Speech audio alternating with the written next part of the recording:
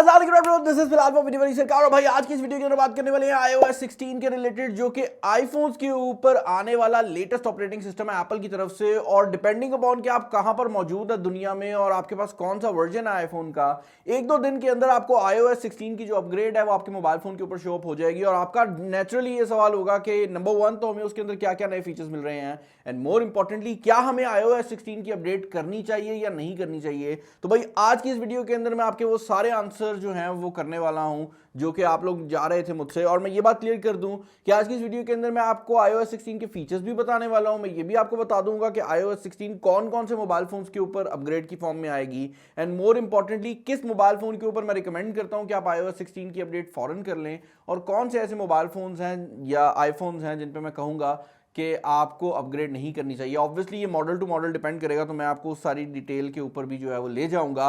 अब iOS 16 एक major किस्म की अपग्रेड है और इसके अंदर काफ़ी नए फीचर्स जो है वो इंक्लूड किए गए हैं एप्पल की तरफ से। बीच में एक टाइम आया था कि एप्पल बहुत थोड़ी सी चेंजेस लेकर आ रहा था, और स्पेशली जब अपीयरेंस की बात आती थी, देखने की बात आती थी, तो देखने में iOS वैसे का वैसे ही लगता था।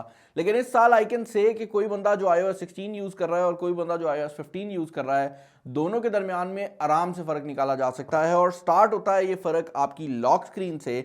लॉक स्क्रीन को अगर आप देखते हैं iOS 16 के ऊपर, बाय द वे इस साइड पर मेरे पास ये आईफोन 12 प्रो मैक्स है जिसमें iOS 16 चल रही है, और ये मेरा अपना आईफोन 13 प्रो मैक्स है जो iOS 15 पे चल रहा है, ताकि दोनों जो फ़ोन्स हैं मैं आपको दिखा सकूं। आप देख सकते हैं सबसे पहले तो ऊपर जो बैटरी इंडिकेटर है वो iOS 16 के अंदर आपको एक्चुअल नंबर शो कर रहा है कि आपकी बैटरी की क्या परसेंटेज है। अब मुझे पता है नीचे कमेंट सेक्शन के अंदर कुछ लोग होंगे जो कहेंगे एंड्रॉइड के अंदर ये फीचर काफ़ी टाइम से आ रहा है, तो भाई यस आ रहा है और इसमें कोई शक भी नहीं है। और ये वीडियो इस बारे में नहीं है कि एंड्रॉइड में क्या पहले आया है, इस बारे में है कि अब आईफोन क्या कर सकता है, तो मैंने कहा ये चीज़ क्लियर कर दूं। इसके अलावा यार अगर आप लॉक स्क्रीन की बात करते हो ना, तो लॉक स्क्रीन के ऊपर अब विजेट्स आ गए हैं जिसके अंदर आपको डिफरेंट किस्म की जो चीज़ें हैं वो देखने को मिल जाती हैं। और मज़ेदार बात यह है कि ये जो विजेट्स हैं ये कंट्रोलेबल हैं और यहाँ पर आपको डिफरेंट चीज़ों की प्रोग्रेस नज़र आती है। फॉर एग्जाम्पल अभी के लिए जो आपकी वॉच का इंडिकेटर है वो शो कर रहा है कि 84% जो बैटरी है वो वॉच की चार्ज है। अगर एयरपॉड्स कनेक्टेड होते हैं तो यहाँ पर एयरपॉड्स का भी इंडिकेटर आ जाता है, और कोई भी आप डिवाइस जब कनेक्ट करते हैं तो उसकी बैटरी यहाँ पर शो हो जाती है। उसके अलावा मैंने मोबाइल फोन का do not disturb mode on किया हुआ है ताकि मैं ये वीडियो रिकॉर्ड कर सकूं, और वो भी जो लॉक स्क्रीन है उसके ऊपर शो हो रहा है। अब लॉक स्क्रीन को जब मैं ओपन करता हूं तो वहां पर भी चीजें इंटरेस्टिंग हो जाती हैं। इस टाइम पे लॉक स्क्रीन जो है वो अनलॉक हो चुकी है, और अगर मैं इसके ऊपर प्रेस करके रखता हूं तो मेरे पास मल्टीपल लॉक स्क्रीन की जो ऑप्शन है वो अवेलेबल हो जाती है। ये फीचर जो है ये एप्पल ने अपनी वॉच के अंदर काफी टाइम पहले से दिया था, और अब ये जो फीचर है ये आपको बेसिकली आपके आईफोन के ऊपर भी देखने को मिल जाता है। वॉच के अंदर अगर आप स्वाइप करते हैं तो आप बेसिकली डिफरेंट वॉच फेसेस के अंदर जो है वो स्विच कर सकते हैं। ये चीज़ अब आईफोन के अंदर भी इंक्लूड कर दी गई है। और मज़ेदार बात ये है कि ये सिर्फ वॉलपेपर को चेंज नहीं कर रहा, यहाँ पर ये जो फेसेस हैं इनके साथ आप फोकस मोड को भी सेट कर सकते हैं। अब फोकस मोड क्या है मैं ये बता देता हूं आपको। बेसिकली एप्पल ने जो डू नॉट डिस्टर्ब मोड था जिसको आप ऑन करते थे और कोई भी बंदा आपको कॉल नहीं कर सकता था, उसको चेंज कर दिया है और उसको फोकस मोड कर दिया है, जिसके अंदर होता यह है कि अगर आप ऑफिस के अंदर बैठे हुए हैं तो आप फोकस मोड ऑन कर देंगे ऑफिस का, होगा क्या कि आपके घर से कोई बंदा कॉल कर रहा है उसकी कॉल नहीं उठाई जाएगी, आपका कोई दोस्त कॉल कर रहा है कॉल नहीं उठाई जाएगी, लेकिन अगर आपके ऑफिस का कोई कॉलीग कॉल करता है तो आपको कॉल आ जाएगी। उसके बाद आप ऑफिस से निकलते हैं, लेट्स से आप जिम चले जाते हैं और आप चाहते हैं कि अब भाई कोई ऑफिस से कॉल कर रहा है तो उसकी कॉल ना उठाई जाए, तो फोकस मोड का जो जिम वाला ऑन है वो आप कर देंगे, और उसके बाद आपको ऑटोमेटिकली उस टाइप के जो लोग हैं वो कॉल नहीं कर सकेंगे जो कि आपके वर्क से हैं। तो ये आप खुद अपनी मर्जी से कस्टमाइज कर सकते हैं। और ये भी डिटेक्ट कर लेता है कि आप गाड़ी के अंदर मौजूद हैं, तो गाड़ी के अंदर भी बैठने के ऑटोमेटिकली ये डिटेक्शन करता है, और उसकी बेस पे भी ये ऑन हो सकता है। और आप सिर्फ वॉलपेपर चेंज करेंगे बेसिकली अपना, और ऑटोमेटिकली आप अपने वर्क मोड में आ जाएंगे। आपको एक प्रोफेशनल किस्म का वॉलपेपर भी लग जाएगा, आपका जो फोकस मोड है वो भी ऑटोमेटिकली सेटअप हो जाएगा। एक और इंटरेस्टिंग किस्म का फीचर जो कि iOS 16 के अंदर यहां पर इंट्रोड्यूस हुआ है, जो iOS 15 में अवेलेबल नहीं था, वो ये है कि अब आपके मैसेजेस के अंदर रिसेंटली डिलीटेड की एक ऑप्शन आ गई है। जिस तरह पहले आईफोन पे आप तस्वीरें डिलीट करते थे और वो रिसेंटली डिलीटेड के फोल्डर में चला जाता था, अब भाई आपके पास यहां पर रिसेंटली डिलीटेड जो है आपके एसएमएस के लिए भी अवेलेबल है। तो आपके बेशक वो आई मैसेज के मैसेज हो या आपका नॉर्मल सिम पे आने वाला एसएमएस हो, अगर आप उसको डिलीट करते हैं तो आप उसको रिकवर कर सकते हैं। तो अगर आप खुदा ना खास्ता एक्सीडेंटली कोई मैसेज डिलीट कर देते हैं जिसमें कोई इंपॉर्टेंट कोड था, तो भाई आप यहां से रिकवर जो है वो भी कर सकते हैं। और ये बड़ा ही सिंपल फीचर है लेकिन बहुत ही इंटरेस्टिंग भी है। अगला मेजर चेंज जो कि आपको देखने को मिलता है वो आपकी फोटोज ऐप के अंदर है, जहां पर एक गूगल का फीचर, गूगल फोटोज का फीचर सीधा उठा लिया भाई। यहां पर डुप्लीकेट इमेजेस जो हैं वो ये शो कर देता है अब ऑटोमेटिकली,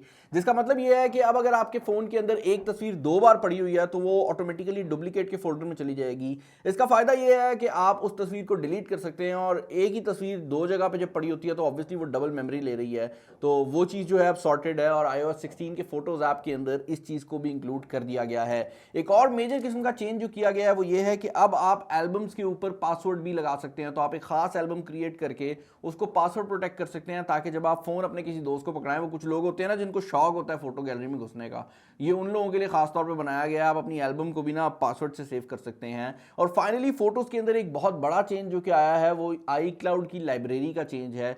बेसिकली अब आप अपनी पूरी लाइब्रेरी को ऑनलाइन डालकर दोस्तों के साथ या अपनी फैमिली के साथ शेयर कर सकते हैं, और वो लोग उस तस्वीर को ना सिर्फ देख सकेंगे बल्कि उनके आईफोन के अंदर वो तस्वीर शो भी होगी, और वो उस तस्वीर को रियल टाइम में एडिट भी कर सकेंगे। तो एक तस्वीर है आपने खींची है और आप चाहते हैं कि आपका भाई जो है वो उस तस्वीर को एडिट करे, तो आप उसको iCloud लाइब्रेरी में डाल देंगे और उस बंदे के फोन पे वो शो हो जाएगी, वो ऑटोमेटिकली उसको वहां से एडिट कर सकता है, और जो भी एडिट वो करेगा वो आपको भी शो हो जाएगा। तो ये एक बहुत बड़ी चीज है जो कि एप्पल ने इंट्रोड्यूस की है। भाई मैंने इस चैनल के ऊपर कुछ टाइम पहले खबर दी थी कि फेसबुक, माइक्रोसॉफ्ट और एप्पल तीनों कोशिश कर रहे हैं कि फ्यूचर के अंदर जब भी आप कुछ लॉग इन करें तो आपको पासवर्ड की जरूरत ना पड़े। और लोग सोच रहे थे भाई कि ऐसा कैसे पॉसिबल है।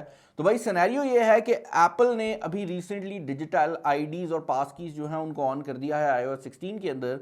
इसके अंदर होगा ये कि जब भी आप किसी चीज को लॉग इन करने जाएंगे तो instead of sharing your password, जिस तरह लॉग इन विद फेसबुक आ रहा होता है ना, उसी तरह का आपको एक ऑप्शन आ जाएगा, और आप वहां पर अगर पासवर्ड डालना चाहेंगे तो ऑटोमेटिकली जो पासवर्ड है वो डल भी जाएगा। इसका फायदा ये है कि ये जो कीज हैं ये आपके मोबाइल फोन या डिवाइस के ऊपर ही स्टोर होती हैं, तो इनको हैक नहीं किया जा सकता, ये ऑनलाइन कहीं नहीं पड़ी हुई, एनक्रिप्टेड है। और मोर इंपॉर्टेंटली ये आप जब शेयर कर रहे हैं तो आप किसी को लिख के नहीं दे रहे, जिसको किसी मैसेज में लिख के दिया, अगले मैसेज को किसी ने कॉपी कर लिया तो मसला बन गया। ये तब तक की परमिशन है जब तक आप परमिशन देते हैं, और जैसे ही आप इस परमिशन को ऑफ करेंगे ऑटोमेटिकली वो जो की है वो नल एंड वॉइड हो जाएगी, और आपको बेसिकली अपना पासवर्ड चेंज करने की जरूरत नहीं पड़ेगी। आप उसकी परमिशन ऑफ करेंगे, ऑटोमेटिकली जो की उसके पास मौजूद थी वो ऑफ हो जाएगी। भाई अगला फीचर जो है वो यहां पर आपको अगर मैं दिखाता हूं तो आपको शायद बहुत छोटा सा फीचर लगे, लेकिन अगर आप इस तस्वीर को गौर से देखते हैं तो इस तस्वीर में बिलाल की तस्वीर के पीछे आप देख सकते हैं कि जो क्लॉक है वो आ रही है। और भाई ये देखने में बहुत छोटी सी चीज लगती है, लेकिन ये एक बहुत इंटरेस्टिंग किस्म का फीचर है और एआई को यूज करता है। बेसिकली एप्पल ने अब इस चीज को अलाउ कर दिया है कि आप किसी भी तस्वीर से जो ऑब्जेक्ट्स हैं उनको पिकअप कर सकते हैं, और ह्यूमन फेसेस जो हैं उनको ना सिर्फ पिक कर सकते हैं बल्कि उनको उस तस्वीर से रिमूव भी कर सकते हैं। और ये सिर्फ ह्यूमन ऑब्जेक्ट्स नहीं बल्कि ये किसी भी ऑब्जेक्ट के ऊपर काम करता है। यहाँ पर आप देख सकते हैं मेरे ही बिल्ले की पिक्चर है जिसको मैं मूव अराउंड कर रहा हूँ, और मज़ेदार बात यह है कि ये इसको पिक करने के बाद आप कॉपी भी कर सकते हैं। तो ये एक बहुत बड़ी चीज़ है कि आप इसको कॉपी करके किसी बंदे को मैसेजेस में भी भेज सकते हैं, आप बैकग्राउंड रिमूव भी कर सकते हैं। ये जो चीज़ है नॉर्मली लोग फोटोशॉप के थ्रू किया करते थे और बहुत टाइम लगा करता था, लेकिन अब ये बहुत सिंपल हो गया है और कोई भी बंदा बड़े ही आराम से कर सकता है। एआई का यूज आगे करते हुए एप्पल ने एक और चीज जो है वो अनाउंस की है, जहां पर पहले लाइव टेक्स्ट आप तस्वीरों से उठा सकते थे, तस्वीर में कोई भी चीज लिखी होती थी ना, आप उस पर टैप करते थे, आप उसको कॉपी कर सकते थे, बहुत बड़ी बात थी। अब ये चीज आप वीडियो में भी कर सकते हैं। बेसिकली आपने कोई भी वीडियो जो है उसको ओपन करना है, उसको पॉज करना है, और जब आप टेक्स्ट के ऊपर जाकर लॉन्ग प्रेस करेंगे तो आप उस टेक्स्ट को ना सिर्फ कॉपी कर सकेंगे बल्कि आप उस टेक्स्ट को शेयर और ट्रांसलेट वगैरह भी कर सकते हैं। और ट्रांसलेशन का फायदा यह है कि अब ये मल्टीपल लैंग्वेजेस सपोर्ट कर रहा है। तो एक तस्वीर में कुछ लिखा हुआ है, आप जाके उस पर टैप करें, सोचें आपको उसकी ट्रांसलेशन मिल जाए। तो ये चीज़ जो है ना, ये कमाल नहीं है कि क्या हो रहा है, ये कमाल है कि कितनी जल्दी हो रहा है और कितनी आसानी से हो रहा है। फाइनली भाई iOS 16 के अंदर बहुत ज्यादा फीचर्स को इंट्रोड्यूस किया गया है, लेकिन एक मेजर किस्म का फीचर जो इंट्रोड्यूस किया गया है वो सेफ्टी चेक के नाम से आता है। सेफ्टी चेक का जो फीचर है ये उस बंदे के लिए दिया गया है कि लेट्स से आप एक घर में रहते थे, आपकी उस घर में किसी से लड़ाई हो जाती है, आप अपना मोबाइल फोन लेके निकल आते हैं और आपकी बाकी जितनी भी डिवाइसेज हैं, आपका एप्पल का टीवी, आपका लैपटॉप, सब कुछ वहां पड़ा है और उसमें सब कुछ लॉग इन है। तो बेसिकली एप्पल ने सेफ्टी चेक के नाम से एक ऑप्शन दिया है जिसके थ्रू आप जाएंगे और आपकी जितनी भी डिवाइसेज हैं आप उनको लॉक और ब्लॉक कर सकते हैं। और इसके लिए आपको पूरा वो क्लाउड के चीज़ों से गुजरना नहीं पड़ेगा। एक बटन है जिसको आप प्रेस करेंगे और जिस डिवाइस पे आप कर रहे होंगे उसके अलावा जितनी भी डिवाइसेज हैं वो सब लॉग आउट हो जाएंगी। फाइनली भाई जो सर्च है वो भी अब डिफरेंट हो गई है। iOS 15 के अंदर आपको स्वाइप करना पड़ता था और आपके लेफ्ट स्वाइप के ऊपर ये ऊपर सर्च मौजूद था। यहाँ पर सर्च जो है वो नीचे इंट्रोड्यूस कर दिया गया है। आप एक बार टैप करते हैं और आप किसी भी चीज़ को सर्च कर सकते हैं। अगेन छोटी छोटी चेंजेस हैं, लेकिन जो बंदा iOS को डेली बेसिस पे यूज़ करता है उसको काफ़ी ज़्यादा फर्क आने वाला है। अब सवाल उठता है भाई कि किस बंदे को iOS 16 पे अपडेट करना चाहिए और किसको नहीं करना चाहिए। भाई अभी तक के जो नंबर्स आ रहे हैं उनमें जिस बंदे के पास iPhone 13 सीरीज़ है, iPhone 12 सीरीज़ है या इवन iPhone 11 सीरीज़ है, उनको iOS 16 के ऊपर ज़्यादा मसले नहीं आ रहे। कुछ ग्लिचेस वगैरह ज़रूर हैं, लेकिन उनकी बैटरी लाइफ भी बढ़ी है और उनकी ओवरऑल जो स्पीड है वो भी बेहतर हुई है। तो अगर आपके पास iPhone 11 से लेकर iPhone 13 की रेंज में कोई भी मोबाइल फ़ोन है तो आप डेफिनेटली इस मोबाइल फ़ोन को अपग्रेड कर सकते हैं और आपको ज़्यादा प्रॉब्लम्स नहीं आने वाली।